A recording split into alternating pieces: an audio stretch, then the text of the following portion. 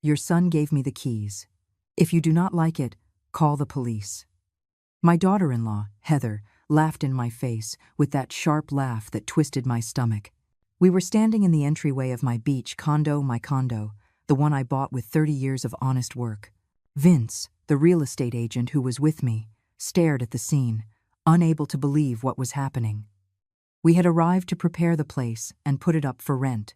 Instead, we found Heather, her parents Artie and Cheryl, and her two siblings, Kyle and Brandy, living there as if they owned it. There were clothes hanging on my terrace, dirty dishes in my kitchen, open suitcases in my bedroom. And her, standing in front of me with her arms crossed, challenging me. Mark authorized it. This place was empty, going to waste. We needed it more than you did. Her words hit me in the chest. I felt my legs tremble. I pulled my cell phone from my purse with shaky hands and dialed a number. Heather let out another cackle. "Are you really going to call the cops? Go ahead, do it. You are going to look like the bitter mother-in-law who denies her own family a roof over their heads." But when she heard the voice that answered on the other end, her face changed. It went white, completely white. And for the first time since I met her, she was silent. But let me explain how I got to that moment. Because this story did not begin that day at the beach. It began much earlier, when I still believed that family was sacred, that a mother's love was enough, and that good intentions always won. How wrong I was. My name is Lillian. I am 70 years old, and I have worked my entire life. I was an accountant for 32 years at a firm in the city. It was not a glamorous job, but it was respectable. Every morning I got up at 6, made myself a coffee, reviewed my papers, and went out to face the day with my head held high. I learned from a young age that money is earned with effort, that every dollar has value, and that nobody gives you anything in this life. My husband thought the same way. Together, we built everything we had. A modest but comfortable house, savings for our old age, and that condo on the coast that we bought 15 years ago when we still dreamed of retiring in front of the ocean. It was a small, simple place, 2 bedrooms and a terrace where you could see the ocean stretch to infinity. We bought it with sacrifice, paying monthly payments for years, giving up expensive vacations and fancy restaurants. Every brick of that place represented an extra hour at the office, a weekend working while others rested, a simple dinner at home instead of going out. But it was worth it. When we finally finished paying it off, my husband and I toasted with cheap wine out of plastic cups, sitting on the terrace, watching the sunset. It was one of the happiest moments of my life. After that, we spent entire summers there. I would cook fresh fish we bought at the local market, and I'd read detective novels in the hammock we hung between 2 columns, and at night, we would walk barefoot on the sand. We did not need much to be happy. Just being together, listening to the sound of the waves, feeling the salt breeze on our faces. Those were good years, years that now seem to belong to another life. When my husband died 3 years ago, something inside me died too. I do not know how to explain it. It is as if the world lost its color. Everything became gray, flat, meaningless. For months, I could barely get out of bed. Mark, my son, came to see me often at first. He brought me food, made sure I took my medications, cleaned the house. He was a good son, or so I thought. The beach condo was abandoned. I did not have the strength to go back. Every corner of that place reminded me of him. The chair where he sat with his book, the mug he used for his morning coffee, the pillow that still held his scent. It was too painful. So I locked the door and did not return. For 3 years, that condo sat empty, waiting. The curtains drawn, the furniture covered with old sheets, the silence accumulating in every room like dust. But 6 months ago, something changed. I realized I could not go on like this. My pension barely covered my basic expenses. My medications were getting more expensive, food too, and the savings I had so carefully guarded were running out faster than I thought. One night, sitting in my kitchen with the month's bills spread out on the table, I ran the numbers. If I kept on like this, in less than 2 years, I would have nothing. And then what? Become a burden on my son? Ask him for money like a beggar? No, never that. That is when I thought of the condo. It was just sitting there, empty, going to waste, while I was drowning in debt. If I rented it out, I could generate at least $1,200 a month. That would be enough to live with dignity, to not have to hold my hand out, to maintain my independence. The decision was painful. I felt like I was betraying my husband's memory, that I was turning our sanctuary into a business transaction. But I also knew that he would have wanted me to be okay, that he would not want me to struggle just to hold on to ghosts of the past. I contacted Vince, a real estate agent recommended by a neighbor. He was a man in his 50s, with a kind smile and professional manners. He came to my house, reviewed the condo's paperwork, and explained the process. "Mrs. Lillian, with its location, near the boardwalk, I can get you good tenants. Seasonal families, retired couples. I recommend we go check the property's condition first, do a deep cleaning, maybe some minor repairs, and then we will put it on the market." I nodded. It made sense. We set a date to go together, a Tuesday morning. He would pick me up at 9. I mentioned my plans to Mark a week earlier. It was during one of his visits. He was sitting in my living room, checking his phone while I made coffee.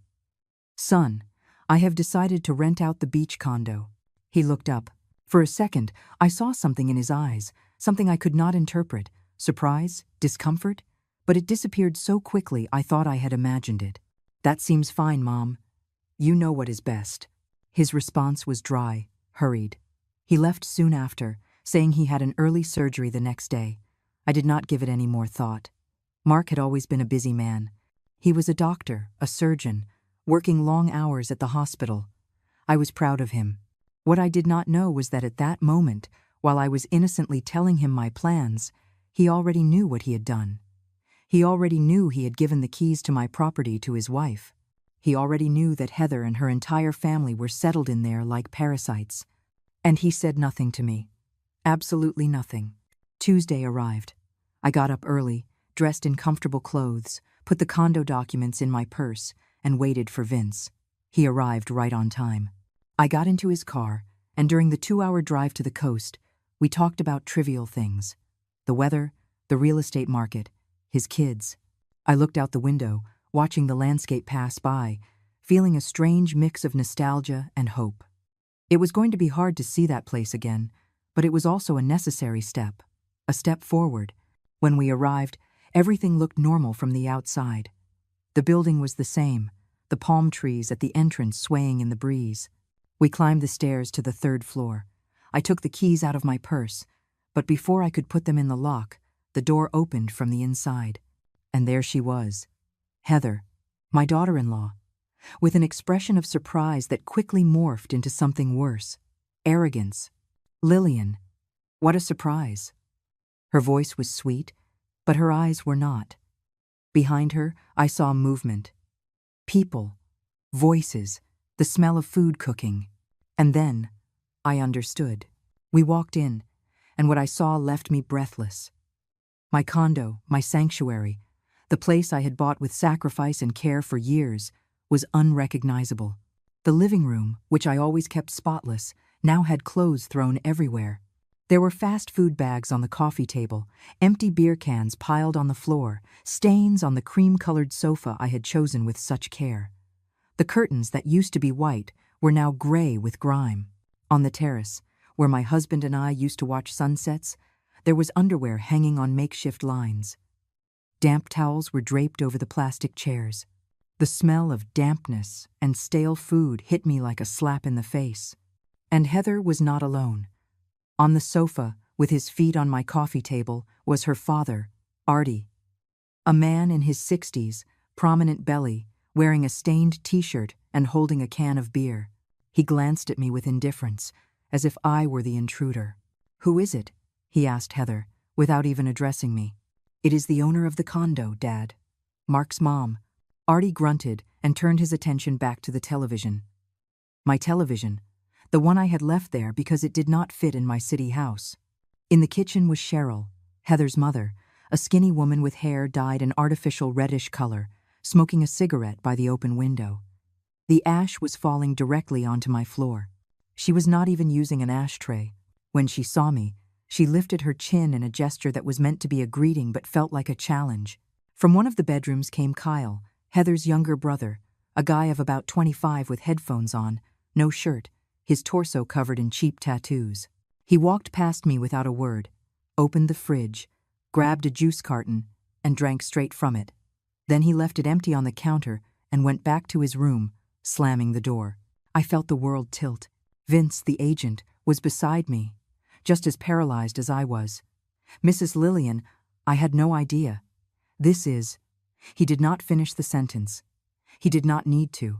The humiliation was so great that words were unnecessary. Heather, I managed to say, and my voice came out weaker than I would have liked. What is going on here? Why are you in my condo? She crossed her arms, tilted her head with that smile that was already making me sick, and answered with chilling calm. Mark gave me the keys 3 months ago. We needed a place. My parents lost their house.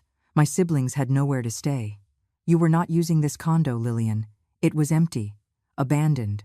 So we decided to put it to use. You decided? I repeated, feeling the fury begin to boil inside me. This is my condo, Heather. I did not authorize any of this. Mark has no right to. Mark is your son, she interrupted me with a sharp voice. And I am his wife. We are family. Oh, did you forget? Family helps each other. But of course, you have always been so selfish, so attached to your things. You never even came here. What difference does it make if we are here? The blood rushed to my head. Vince put a hand on my arm, trying to calm me, but I was already shaking with rage. Selfish? I worked 30 years to buy this place. I paid every single payment with my salary. This condo represents my security, my future. You have no right. You are right, Heather said, and her smile grew wider, crueler. We have no right, but here we are. And if you do not like it, well, call the police. She laughed, a high-pitched, mocking laugh that echoed off the walls of my own home. Artie laughed too from the sofa, without taking his eyes off the TV. Cheryl exhaled smoke from her cigarette with a bored expression. Something inside me broke in that moment. It was not just anger. It was something worse. It was the understanding that these people, this family that my son had brought into my life, saw me as a stupid old woman, as someone they could walk all over without consequences. They saw me as weak, disposable, and worst of all, my own son had been complicit in this. I pulled my cell phone from my purse. My hands were shaking so badly I almost dropped it. Heather let out another cackle. Are you really going to call the cops? Go ahead. Do it. You are going to look like the bitter mother-in-law who denies her own family a roof over their heads. Can you imagine how that is going to look? Mark is going to have to choose between his cruel mother and his wife. And you know what? He already chose when he gave me those keys. But I did not dial the police. I dialed another number. One I had saved in my phone 3 weeks ago, after a conversation with my neighbor, Martha. She had gone through something similar with her daughter and son-in-law, and she had given me advice that seemed extreme at the time.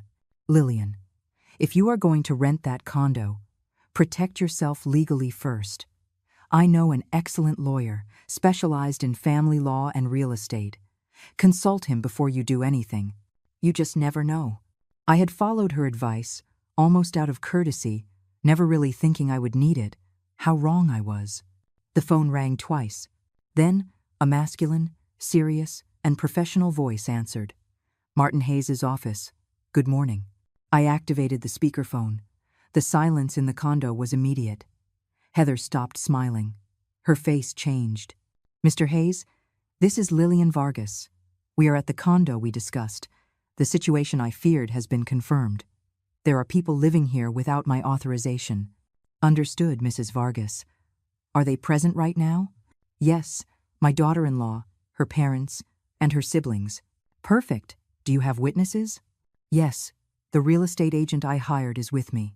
Mr. Hayes' voice became firmer, more official.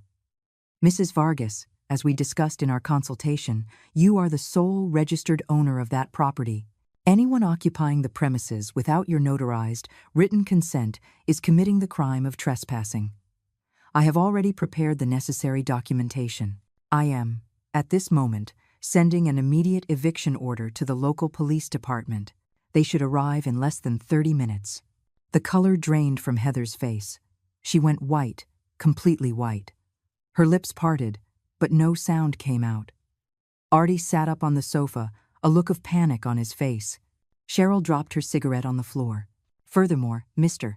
Hayes continued, with that devastating calm only experienced lawyers have, I have sent a legal notice to your son, Mark, informing him that he is being included as an accomplice in a case of unlawful entry. He provided keys to a property that does not belong to him without the owner's authorization. That has serious legal consequences. He could face civil and possibly criminal charges. All expenses generated by this process, including legal fees, cleaning, repairs, and compensation for unauthorized use, will be billed directly to him. Heather finally found her voice.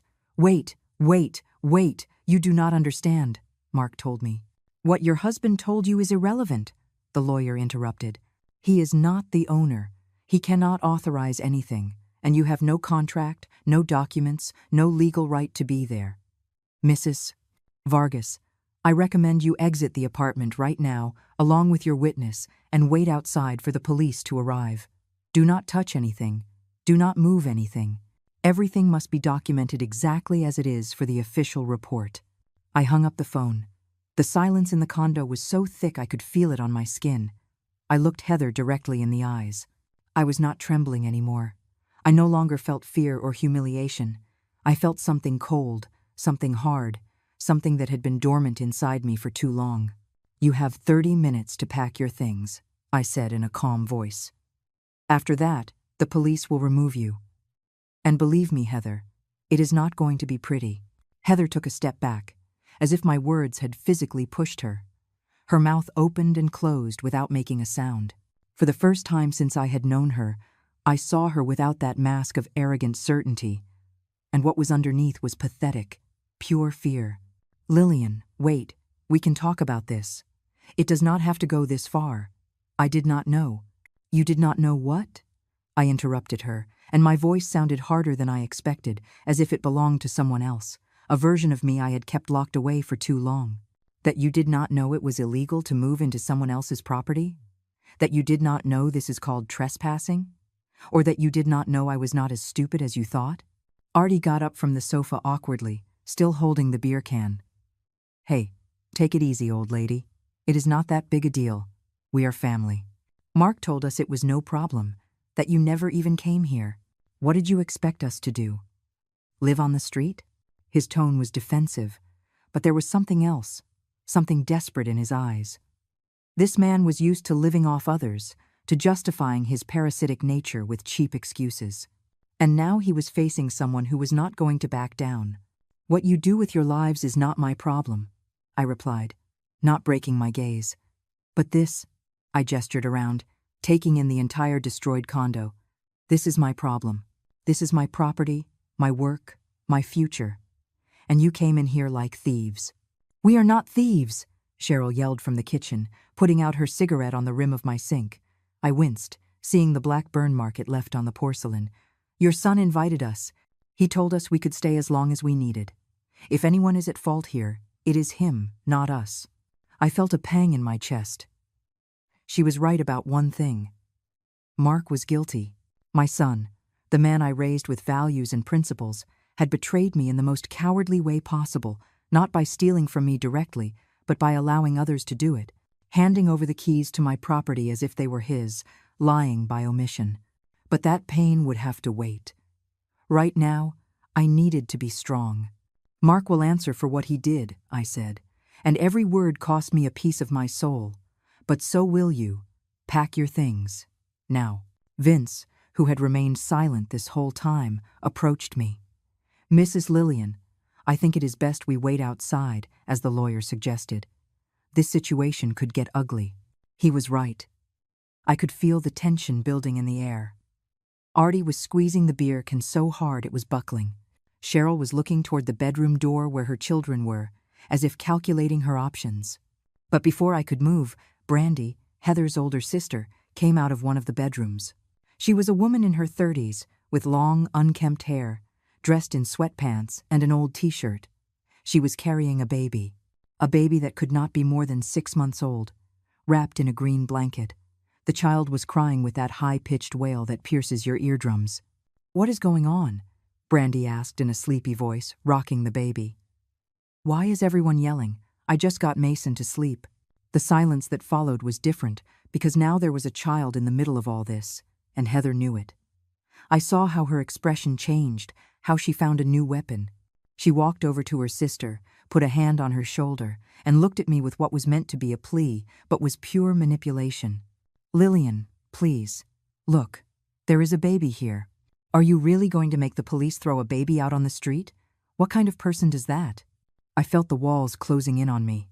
This was exactly what she wanted, to turn me into the villain, to use an innocent child as a shield, to make any action I took seem cruel, disproportionate, inhumane. And the worst part is, it was working. Because I did care about that baby. I cared about any child. But I also knew that giving in now meant losing everything. The baby has parents, I said, and my voice came out colder than I intended. And those parents are responsible for finding him a roof, not me. You decided to come here without permission, to occupy my property, to destroy my things. The consequences of those decisions are yours, not mine. Brandy looked at me with pure hatred. You are a monster, a selfish, bitter old woman. No wonder your husband died, just to get away from you. Those words pierced me like broken glass. Vince tensed beside me, ready to intervene. But I held up a hand, stopping him. I was not going to give them the satisfaction of seeing me break down. I was not going to cry in front of them. Not now. You can insult me all you want, I answered, my voice trembling but firm. It does not change anything. You have, I checked my watch, 25 minutes before the police arrive. Use them well. Kyle finally came out of his room, without the headphones now, a half-filled backpack in his hand. He looked scared, younger than he was. Mom, what do we do? He asked Cheryl. She lit another cigarette with shaky hands. Call Mark. He got his family into this mess. He can get us out. Heather already had her phone in her hand. She dialed with trembling fingers. She waited, once, twice, 3 times. He is not answering, she said, her voice growing more desperate. Mark, pick up, please. You have to come. Your mom is here and says she is going to call the police, that they are going to kick us out. Mark, please. She left a voicemail and hung up. She dialed again. Nothing. I knew why he was not answering. Mr. Hayes had said they sent him a legal notification. Mark was probably in a panic, consulting his own lawyers, trying to understand what mess he had gotten himself into. Or maybe he was just a coward who did not want to face the consequences of his actions. Probably both. He is not going to answer, I said. And even if he did, he could not do anything. The eviction order is already in process. This is over, Heather. She looked at me with eyes full of tears. But they were not tears of regret. They were tears of impotent rage. You are going to regret this. Mark will never forgive you. You are going to lose your son over a stupid condo. If I lose my son for defending what is mine, I replied, and I felt each word like a stone in my throat, then I already lost him a long time ago. Vince touched my arm gently. Mrs. Lillian, please, let us go outside. The police should not find us in here. He was right. I needed to get out of there before the situation exploded. But before I left, I wanted to make one thing clear. I turned to all of them. That family of parasites that had invaded my space, my peace, my life. I want you to know something. I am not doing this for revenge. I am not doing this because I hate you. I am doing this because I am 70 years old, and I do not have time left to let people walk all over me. I worked my entire life to have something of my own. Something secure, something to protect me in my old age. And you came in here as if none of that mattered, as if I did not matter. Artie dropped the beer can on the floor. The liquid spilled onto my rug. This is Mark's fault, he muttered. He said there would be no problems, that his mom never came here, that we could stay for months, maybe years. Well, Mark lied, I said simply. And now you are all going to pay for believing him. I walked out of the condo with Vince behind me. I closed the door but did not lock it. There was no point. The police would need to get in. We walked down the stairs in silence. My legs were shaking with every step. When we reached the building's lobby, I leaned against the wall, trying to catch my breath. Mrs. Lillian, are you okay? Vince asked, genuine concern in his voice. Do you need to sit down? Water? I shook my head. I am fine. I need a moment. But I was not fine. I felt as if I had just run a marathon. My heart was pounding so hard I could hear it in my ears. My hands were shaking, and worst of all was the pain in my chest. That pain that was not physical but emotional. The pain of knowing my son had betrayed me in a way I never thought possible. We waited outside the building. Vince offered to let me sit in his car, but I preferred to stand. I needed to feel the ground beneath my feet. I needed the salty air from the ocean on my face to remind me that this was real, that it was not a nightmare I could wake up from. The morning sun was shining with an almost offensive brightness. Everything around us seemed normal. Tourists were walking down the street with towels and umbrellas. Children were running and laughing toward the beach. Street vendors were calling out, selling ice cream and cold drinks. Life was going on while my world was falling apart. How long have you known your daughter-in-law? Vince asked after a long silence. His voice was gentle, as if he was afraid any word might break me. 3 years, I replied, looking up at the 3rd floor where my condo was, where that family still was, probably packing their things with anger and resentment. Mark met her at the hospital where he works. She was a receptionist. At first, she seemed sweet, polite. When he introduced her to me, I thought she was perfect for him. How wrong I was. I remembered that day perfectly. Mark had come to my house with her, both of them holding hands, smiling like teenagers in love. Heather was wearing a coral-colored dress, flat shoes, her hair in a ponytail. She greeted me with a hug, brought me flowers, told me she had heard so much about me. Mark talks about you all the time, Mrs. Lillian. He says you are the strongest woman he knows. I had melted at those words. What a fool I was. There are always signs, Vince continued, more to himself than to me. In my line of work, I have seen many cases of families taking advantage of older adults. It always starts the same. With sweet words, with promises, by making themselves indispensable. And when they have enough trust, they show their true colors. He was right. The signs had been there from the beginning, but I had chosen not to see them. Or maybe I did not want to see them, because it meant accepting that my son had chosen poorly, that the family he was building was toxic. The first sign was at the engagement dinner. We were at a small restaurant, just the 3 of us and Heather's parents. Artie and Cheryl arrived late, loud, smelling of alcohol. They sat down and started ordering expensive dishes without even looking at the menu, as if someone else was going to pay. And someone did. Mark pulled out his card without a second thought. When I tried to contribute, Heather stopped me with a smile. No, Mrs. Lillian, Mark insists. He wants to treat us. But I saw how her parents exchanged a look of satisfaction, like predators who had just found easy prey. The second sign was when Mark started canceling our lunches. We used to see each other every Sunday. It was our tradition since he was a boy. I would cook his favorite meal. We would talk about the week, his patients, about life. But after he got married, the excuses started. Mom, I am sorry, Heather is not feeling well. Mom, we have plans with her family. Mom, some other day, okay? Sundays became occasional, then rare, then non-existent. The third sign was when I needed help fixing a leak in my house. I called Mark on a Tuesday night. He had always been good with that stuff.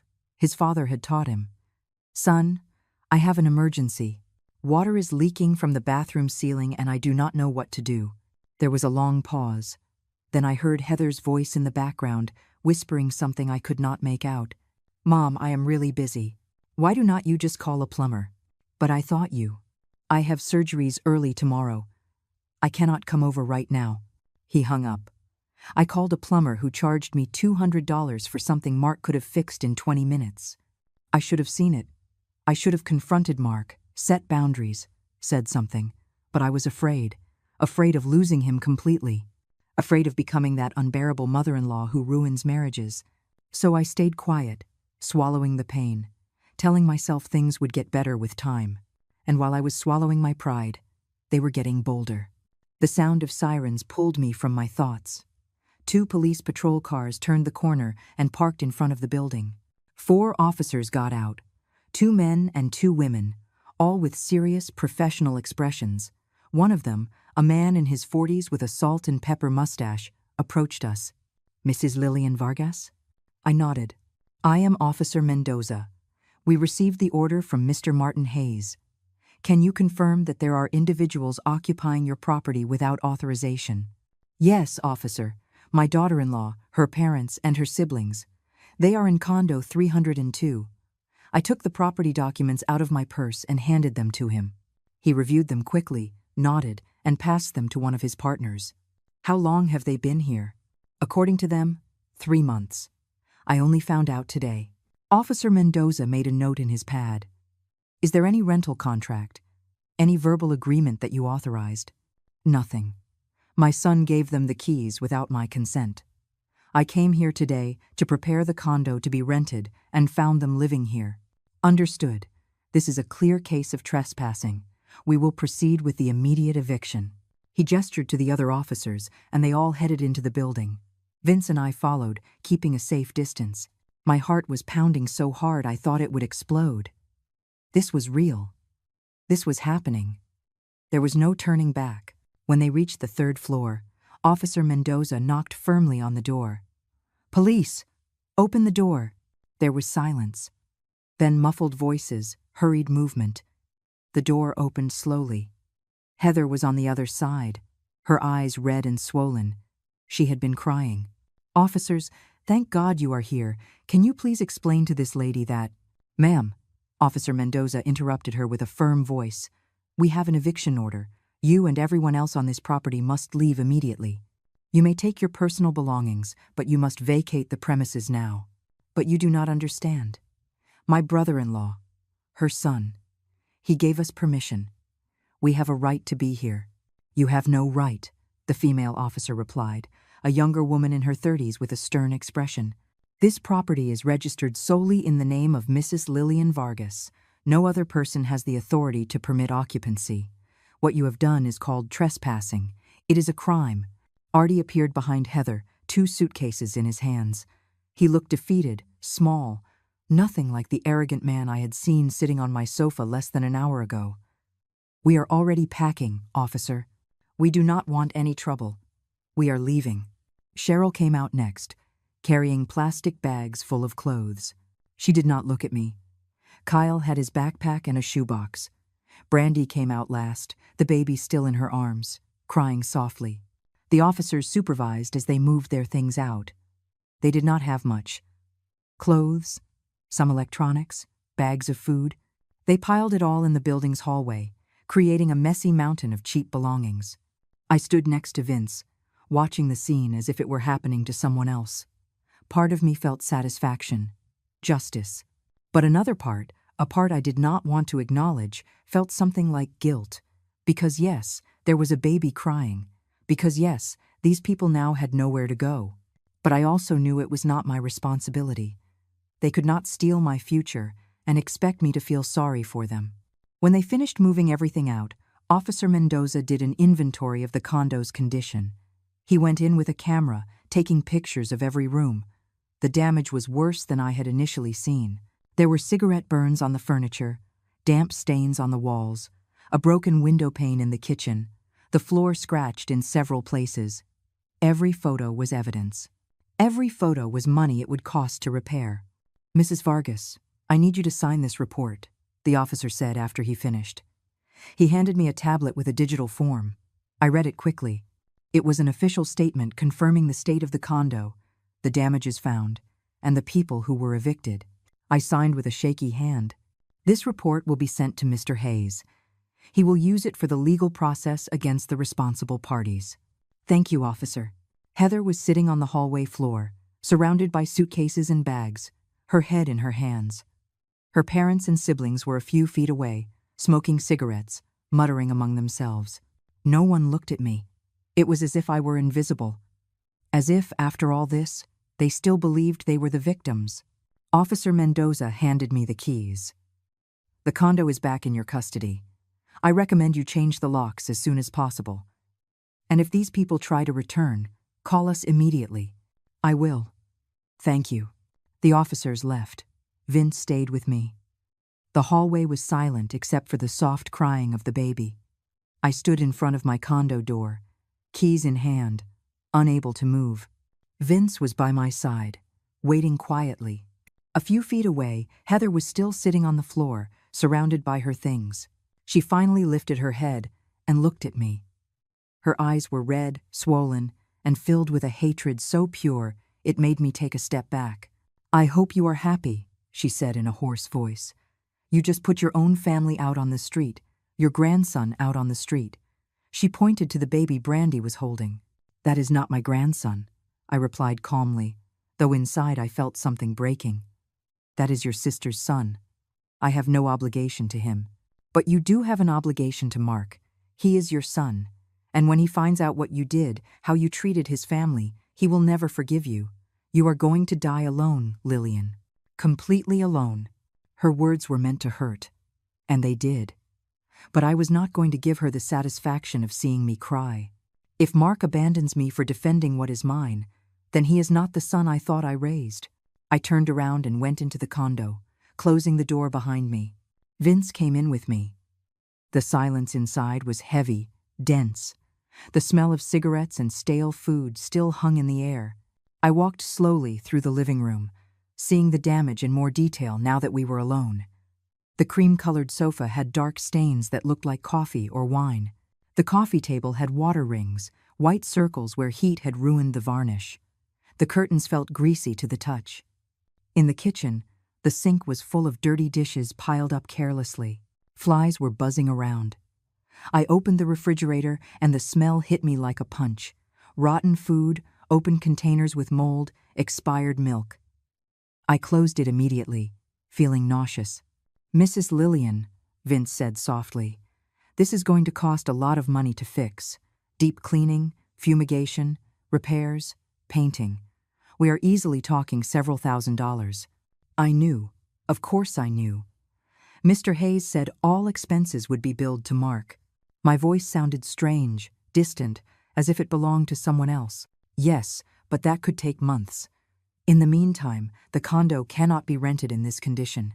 He was right. I had come here thinking that in a few weeks I would be generating income. Now I realized it would be months before I saw a single dollar. And in the meantime, the expenses would keep piling up. The homeowners association, water, electricity, gas. Everything kept running even if the place was empty. I sat down on the ruined sofa, not caring about the stains. Suddenly, I felt a weariness so profound I could barely keep my eyes open. 70 years old, a whole life of working, and here I was, having to fight for what was mine, having to spend money I did not have to repair damage I did not cause. "Are you all right?" Vince asked, sitting beside me carefully. "Do you want me to call someone? Do you have family nearby?" "I do not have anyone," I answered, and saying it out loud, I realized how true it was. My husband is dead. My son betrayed me. I do not have siblings. My friends are few, and they are all dealing with their own problems. I am alone, Vince, completely alone. I felt the tears finally, hot and heavy, rolling down my cheeks. I did not try to stop them. I was too tired to keep being strong. Vince said nothing. He just took a clean handkerchief from his pocket and offered it to me.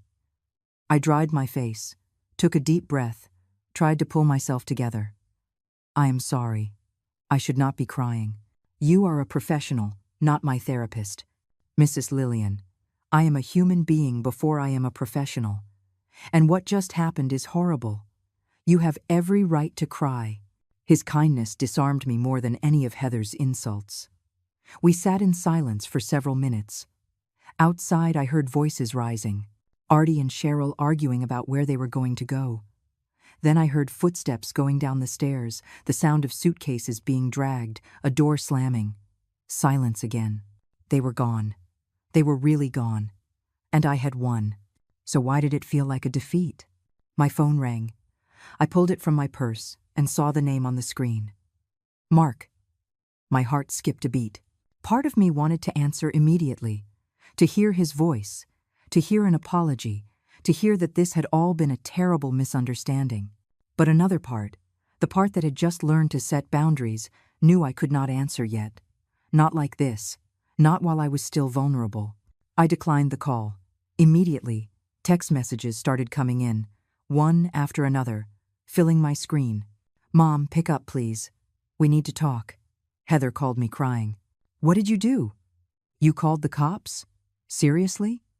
I cannot believe you went that far. They were my family. Your family." Every message was like a blow. But the one that hurt the most was the last one. "Mom, you disappointed me. I thought you were a better person." I read that message 3 times. Each time, I felt something inside me harden just a little bit more. He disappointed me. He betrayed me. He gave away the keys to my property without my permission. He allowed his in-laws to disrespect me. And now he was telling me I had disappointed him. The audacity. The absolute audacity. I typed a reply. I erased it. I typed another. I erased that one too. Finally, I wrote something simple, direct, devoid of emotion. "Mark, we will see each other tomorrow at my house. At 3 o'clock in the afternoon. Bring Heather if you want. We have a lot to talk about." I sent the message and turned off the phone. I did not want to see his reply. "Not yet." "Was that your son?" Vince asked. I nodded. "He wants to talk. He is upset I called the police." "He is upset? After what he did, he has the nerve to be upset?" Vince sounded genuinely indignant. "Mrs. Lillian, forgive me for overstepping, but your son is completely in the wrong. What he did is illegal. Period. There is no justification. I know. And he is going to know it, too, when we talk tomorrow." I stood up from the sofa with effort. My knees protested. My back ached. My whole body ached. "Vince, I think that is enough for today. Can you take me back to the city?" "Of course. But first, let me take a few more pictures of the condo for my files. I am going to need to get quotes for cleaning and repairs." "Do what you have to do." While he took pictures with his phone, I walked to the terrace. The door was ajar. I pushed it open all the way and stepped out. The ocean was there, immense and calm, shining under the midday sunday.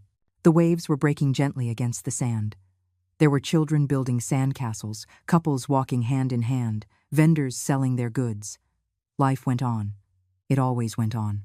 I remembered the afternoons I spent here with my husband. He would sit in that white plastic chair, I in the other, and we would just sit in silence, watching the horizon. We did not need words. The company was enough. "I miss you," I whispered to the wind.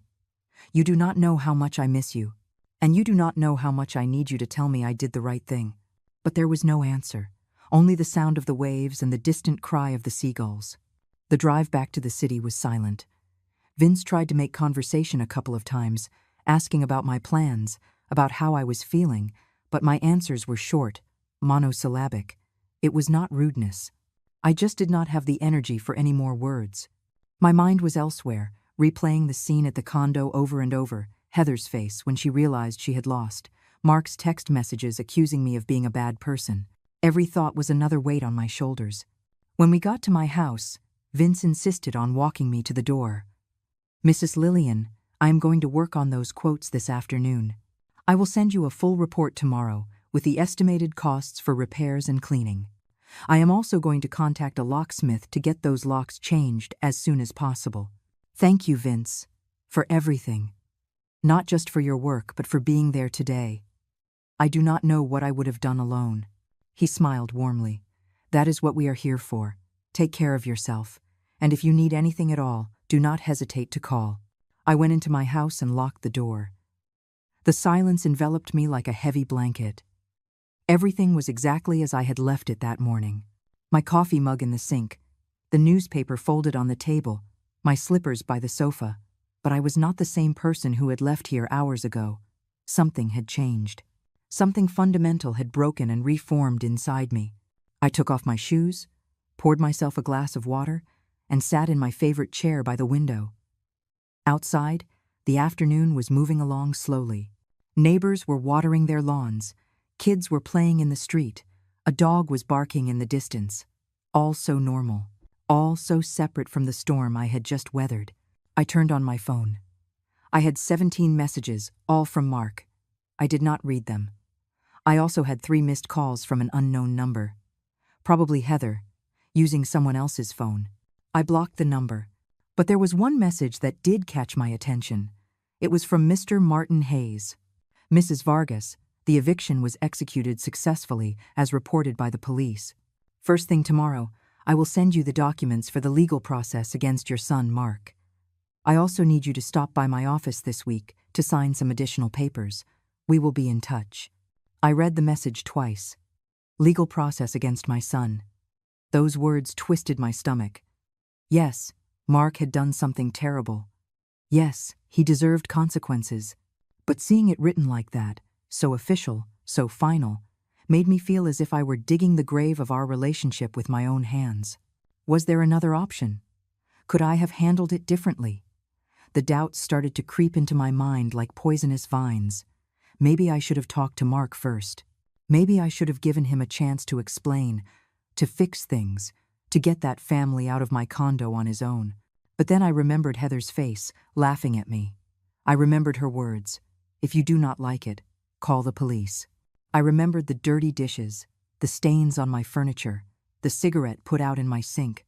I remembered that Mark had lied to me for 3 months. 3 months, knowing his in-laws were destroying my property, and he said nothing. He did not protect me. He chose to protect them. No, I had not acted rashly. I had acted as I had to. I had defended what was mine. And if that meant confronting my son, then so be it.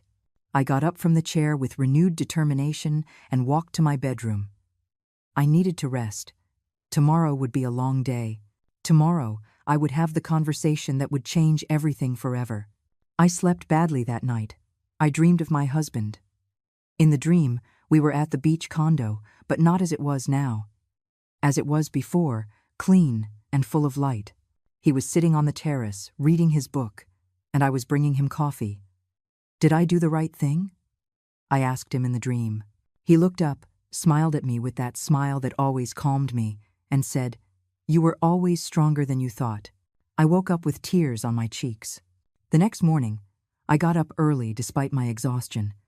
I showered, got dressed in comfortable but presentable clothes, and ate a small breakfast I was not hungry for. At 9 o'clock in the morning, the doorbell rang. It was the locksmith Vince had sent, a young, efficient man who changed the condo's locks using the keys I had brought back. He charged me $150, money I did not have, but which was necessary to spend. I paid him and he left. At 10, Vince's report arrived by email. I opened it on my old computer. It was a 5-page document with photos, detailed descriptions of the damage, and quotes from different companies. Deep cleaning, $500. Fumigation, $300. Furniture repair, $800. Painting walls, $1,200. Replacement of damaged appliances, $900. Total, $3,700. Almost $4,000. I felt the air leave my lungs. That amount represented more than half of my savings, and that was not even counting the lawyer's fees. How was I going to pay for all this? Mr. Hayes had said the costs would be billed to Mark. But how long would that process take? Months? Years? And in the meantime, what? I would be out of savings? I would go into debt? Panic began to take hold of me. Maybe I had been too drastic. Maybe I should have negotiated with Heather, given them a deadline to leave voluntarily, avoided the legal process. But then I stopped myself. I took a deep breath. No. That was exactly the kind of thinking that had led to me being walked all over for years. The fear of consequences, the fear of conflict, the fear of looking bad. I could not afford that luxury anymore. I called Mr. Hayes. He answered on the second ring. "Mrs. Vargas, good morning. How are you?" "Mr. Hayes, I just received the damage report. It is almost $4,000. How long will it take to recover that money from Mark?" There was a pause. "Mrs. Vargas, I have to be honest with you. These processes are slow. First, we have to file the lawsuit, wait for him to respond, go to mediation, and if there is no agreement, go to court. We are talking 6 months minimum, probably closer to a year. A year. I felt my knees go weak. And your fees. My fee is $2,500 for the entire process, but I can offer you a payment plan if you need it. Another $2,500. Almost $10,000 in total. My entire savings, everything I had. Mr. Hayes, I need to think about this. I understand completely. Take your time, but I recommend you do not delay the decision too long. The more time that passes, the harder it will be to prove the damages and claim compensation. I hung up the phone and stared at the wall. This was worse than I had imagined. I had won the battle, but I was losing the war. I had my condo back, yes, but now I had no money to fix it. And without fixing it, I could not rent it. And without renting it, I did not have the income I needed. It was a vicious cycle that was suffocating me. The clock showed 12 o'clock noon. In 3 hours, Mark would arrive, and we would have the most difficult conversation of our lives. I made myself some tea, sat in the living room, and waited. The minutes passed with torturous slowness. Every noise from the street made me jump. Every time I looked at the clock, only 5 minutes had passed. Finally, at exactly 3 o'clock in the afternoon, I heard a car park in front of my house. I looked out the window. It was Mark's car, a gray sedan I had helped him buy when he started at the hospital. He got out. Alone. Heather was not with him. I do not know if I felt relief or disappointment. Part of me wanted to confront her face to face, to tell her everything I thought without police or witnesses. But another part knew it was better this way. This conversation needed to be between mother and son. No one else. He walked to the door with slow, heavy steps. Even from the window, I could see he had not slept. He had deep, dark circles under his eyes. His hair was messy, his shirt wrinkled. He looked 10 years older than the last time I had seen him. He rang the doorbell. I took a deep breath, smoothed my green dress, and opened the door. "Hi, Mom." His voice was flat, careful, as if he were talking to a stranger. "Mark, come in." I stepped aside. He walked in without looking me in the eye. He stood in the middle of the living room, hands in his pockets, jaw tight. The silence between us was so thick you could cut it. "Do you want some coffee?" I asked, more out of habit than hospitality. "No, thanks." I did not come for coffee. I came to talk about what you did yesterday. "What I did?" I repeated his words slowly, savoring the irony. "Interesting that you start there. Mom, you called the police. You threw Heather's family out on the street. There was a baby, Mom. A baby." His voice rose, the contained fury beginning to leak out. "That baby has parents. And those parents invaded my property without my permission. Or did you forget that part? I gave them the keys." He said it as if that justified everything, as if that simple sentence erased everything else. "You do not own that condo, Mark. I am the owner. Me alone. You had no right to give away those keys. You are my mother. I thought you would understand. I thought you had some compassion." Compassion?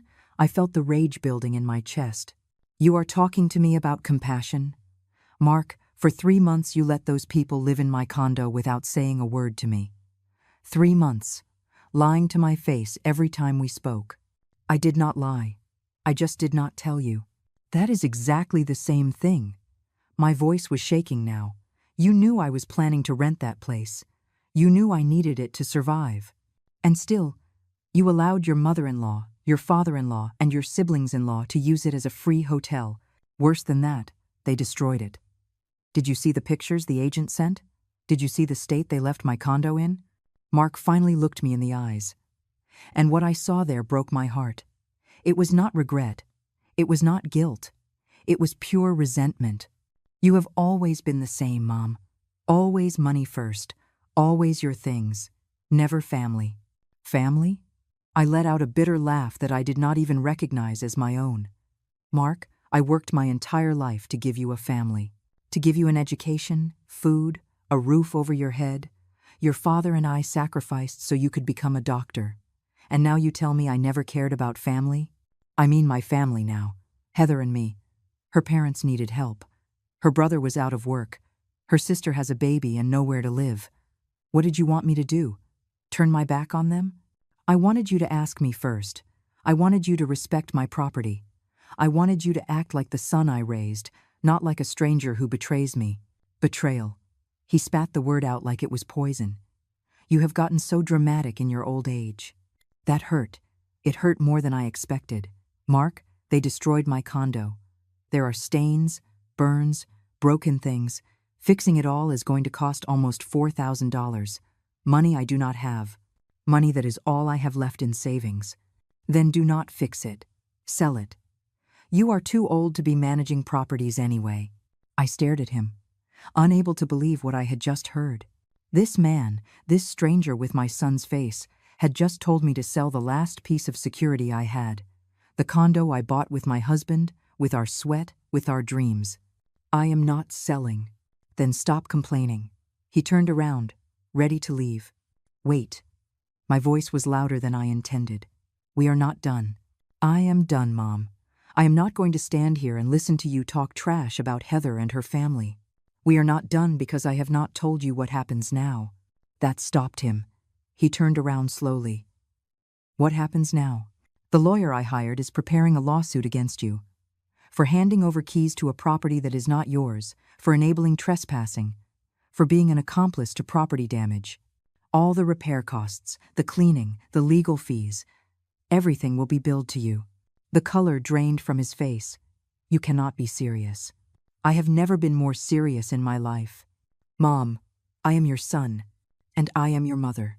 The mother you respected so little that you gave away her property as if it were yours. This is insane. You cannot sue me. I am your only family. You chose to stop acting like family when you betrayed me. Now, I am choosing to defend myself. Mark pulled out his phone. He started dialing a number. I am going to talk to a lawyer. This is not going to stand. Go ahead. Talk to all the lawyers you want. It does not change the facts. You committed a crime, and you are going to pay for it. He finished dialing. He put the phone to his ear. He waited. No one answered. He dialed another number. Same result. His desperation was almost palpable. Do you know what the saddest part of all this is? I said, and my voice was calmer now, colder. It is that I was still willing to forgive you. If you had come here today with humility, with a real apology, with a plan to make up for the damage, maybe we could have found a solution. But you came with arrogance, with accusations, trying to make me feel guilty for defending what is mine. And that tells me everything I need to know about who you are now, who I am now. His voice trembled with rage. I am someone who chose his wife over a controlling, bitter mother. That is who I am. Then go. Go be with your wife. Live happily in the house you bought with your doctor's salary. But do not ever come near my property again.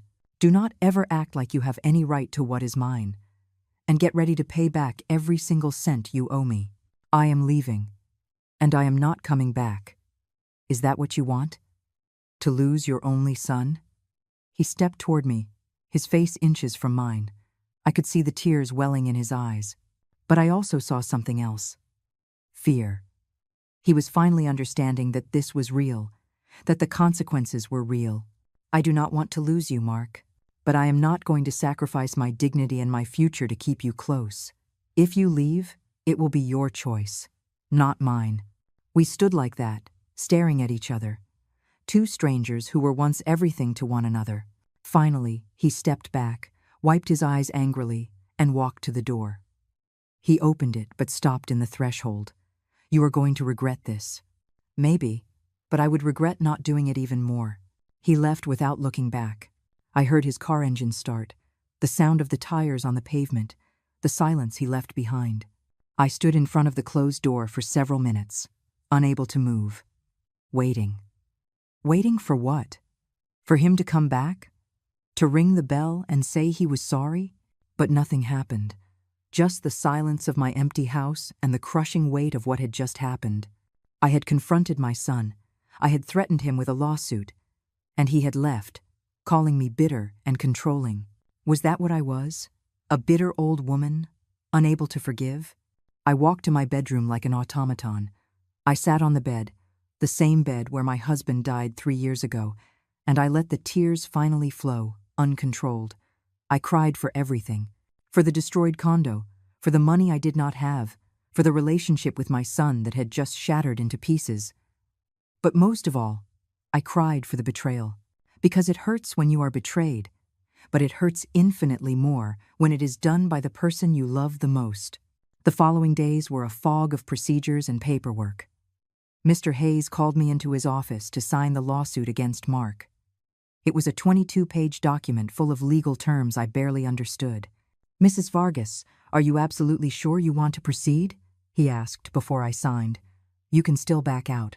We can try private mediation first, without involving the courts." I held the pen over the paper, my hand shaking. "If I do not proceed, what happens?" I asked.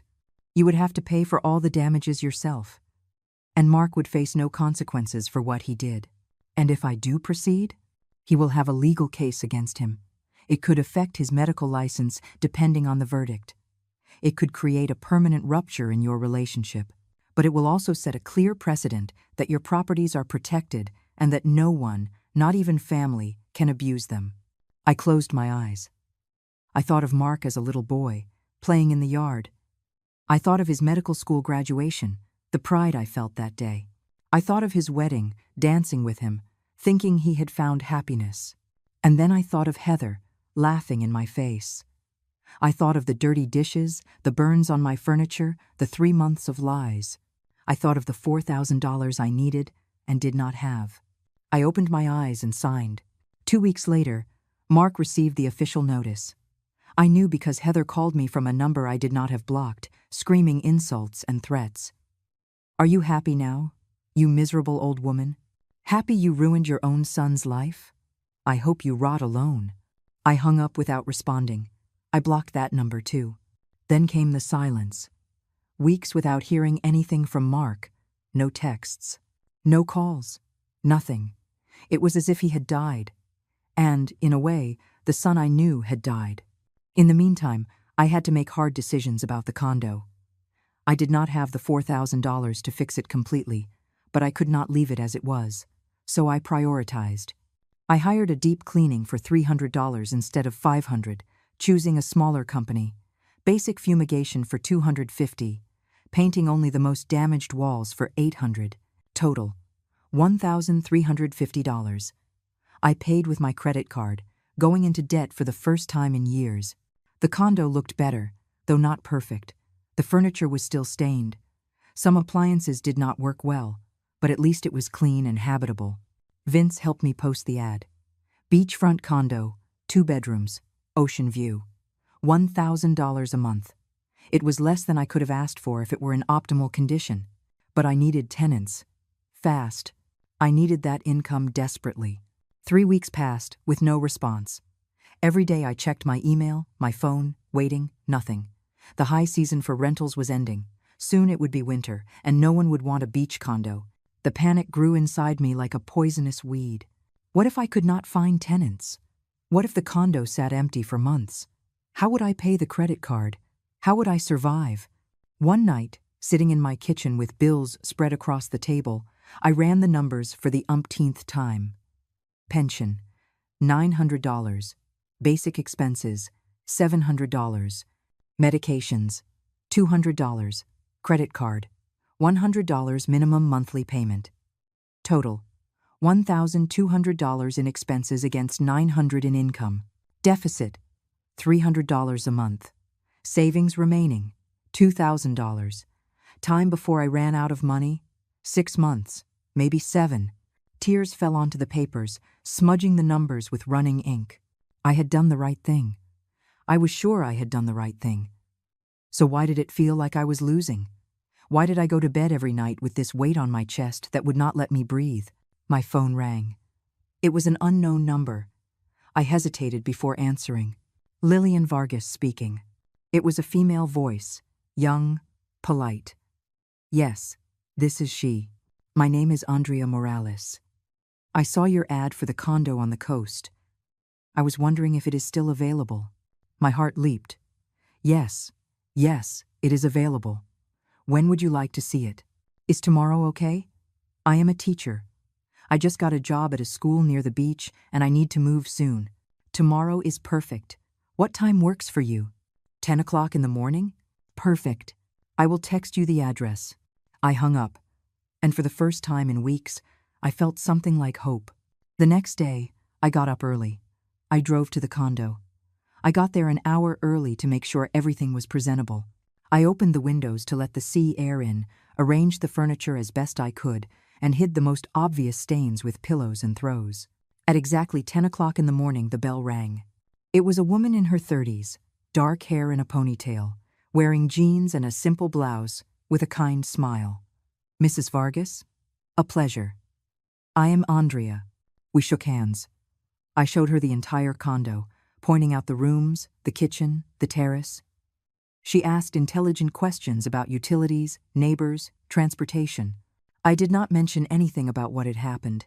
It was not her problem. When we finished the tour, we sat on the terrace. "I love it," she said, looking at the ocean. "It is perfect for me. When could I move in?" "Whenever you like. I just need the first month, a security deposit, and references." "Perfect. I can give you all of that today. Would you be open to me moving in this weekend?" I could not believe it. After weeks of anguish, in less than an hour, I had found a tenant. Of course. This weekend is perfect. We signed a temporary contract I had prepared with Mr. Hayes's help. She gave me a check for $2,000, first month and deposit.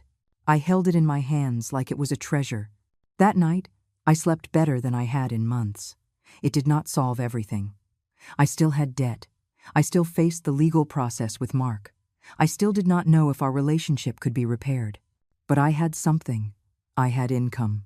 I had dignity. I had the certainty that I had defended what was mine, and I had survived. Maybe that was enough for now. 6 months passed. 6 months of absolute silence from Mark. No messages, no calls, nothing. It was as if my son had been erased from existence. At first, I checked my phone obsessively, waiting to see his name on the screen. After a month, I stopped waiting. After 3 months, it stopped hurting as much. After 6 months, I began to accept that maybe this was how our story ended. No reconciliation, no closure, just a cold, permanent silence. The legal process moved slowly, just as Mr. Hayes had warned. There were hearings, depositions, more paperwork. Mark hired a lawyer who tried to argue that he had acted in good faith, that he believed he had implicit permission as my son. But the facts were clear. He had given away keys to a property that did not belong to him. He had allowed third parties to occupy and damage it. There was no legal basis for his defense. At the final hearing, which was 2 weeks ago, the judge ruled in my favor. Mark would have to pay $3,700 for damages, plus $2,500 for my lawyer's fees, plus $1,200 in court costs. Total, $7,400. He had 6 months to pay or face wage garnishment. When the judge gave the verdict, I looked over to where Mark was sitting with his lawyer. I expected to see him furious, resentful. Instead, he just looked defeated. Small, old. Our eyes met for a second. In his, I saw something I had not seen in all these months. Regret. But he did not approach me after the hearing. He left the courtroom quickly with his lawyer, without looking back. I sat in the empty courtroom for a long time, feeling like I had won the battle but wondering if I had lost something more important in the process. Mr. Hayes put a hand on my shoulder. "Mrs. Vargas, you did the right thing." I never doubted it. I wanted to believe him. I really did. Andrea turned out to be the perfect tenant. She paid on time. She kept the condo clean. She never caused any problems. The $1,000 a month she gave me was exactly what I needed to survive with dignity. I was not living in luxury, but I was not living with the constant anxiety of not knowing if I could pay the next month's bills. There was stability. There was peace. I had learned to live with less, and paradoxically, I felt richer than before. My friends in the neighborhood, the few I had, would ask about Mark. "Have you talked to your son yet? When are you two going to make peace?" I would just smile and change the subject. I did not know what to tell them. That my son had betrayed me? That I had sued him? That we had not spoken in half a year? It was too painful to explain. So I just stopped mentioning him. And, eventually, They stopped asking. One Sunday afternoon, exactly 6.5 months after that terrible conversation in my living room, I was watering the plants in my yard when a car parked in front of my house. It was Mark's car. I stood frozen, the hose still in my hand, watching him get out. He looked different, thinner, with more gray in his hair, and an expression on his face I had never seen before. Genuine humility. He walked slowly toward me, stopping a few feet away, as if he were afraid to get any closer. "Hi, Mom." His voice was barely a whisper. "Mark." I did not know what else to say. Can I come in? I need to talk to you." Part of me wanted to slam the door in his face. Part of me wanted to scream at him for all the pain I had carried these months. But another part, the part that was still his mother despite everything, just nodded. We went into the house. He sat on the same sofa where we had that awful conversation. I sat across from him, waiting. The silence stretched between us like an abyss. Finally, he spoke. "I divorced Heather." It was not what I was expecting to hear. "When?" 3 months ago. The papers were finalized last week." "Why?" He let out a bitter laugh. "Because you were right. About everything. About her family, about what she was doing to me." "What happened?" I could not help but ask. "After the hearing, after the judge ruled I had to pay you, I went home furious. Furious at you. Furious at the system. Furious at everything. I told Heather we would have to tighten our belts, that I had to pay that debt and we could not keep supporting her family. And do you know what she said to me?" I shook my head. "She told me I was an idiot, that I should have put the condo in my name when I had the chance, that I should have convinced my senile mother to sign papers, that now we were ruined because of my incompetence." I felt a sharp pain in my chest. "Mark." "Wait, there is more.